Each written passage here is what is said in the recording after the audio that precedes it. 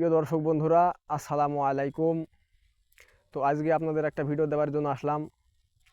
তো একজনে কমেন্ট বক্সে জানিয়েছেন যে আপনি তো অনেক রোগের ওষুধ দেন,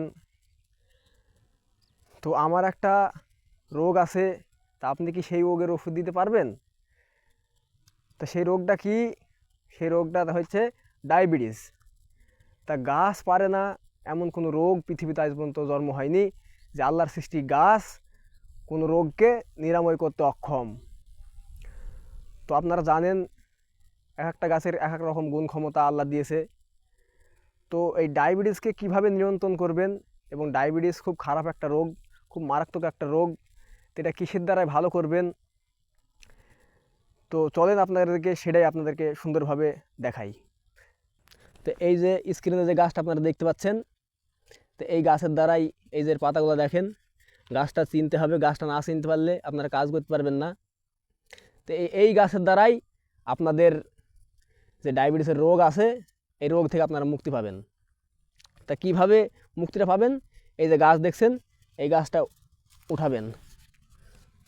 এই গাছ এইভাবে কিছু পরিমাণ উঠাবেন। এই যে গাছ, এই গাছটা উঠাবেন। এই যে দেখছেন, এই যে কিছু পরিমাণ এই গাছ নেবেন। নেওয়ার পরে কী করবেন? এই যে গাছ, এই গাছের এই অংশটা নিয়ে কুচি কুচি করে কাটবেন। কুচি কুচি করে কাটার পরে কী করবেন চলেন দেখাচ্ছি।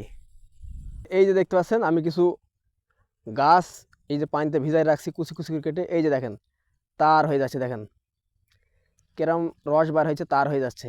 এইভাবে কিছু পরিমাণ রস আপনারা কী করবেন, এই গাছ ভিজিয়ে রাখবেন এই গিলাসে। এইভাবে এই যে দেখতে পাচ্ছেন কি সুন্দর তার হয়ে যাচ্ছে। এইভাবে সকালবেলায় এটাকে ভিজাবেন কিছু পরিমাণ। তো কি করে খাবেন, এসব গুণ ক্ষমতা জানার আগে, বোঝার আগে আপনাদের কাছে একটা রিকোয়েস্ট, যারা আমাদের চ্যানেলটাকে সাবস্ক্রাইব করেছেন তাদের অসংখ্য ধন্যবাদ।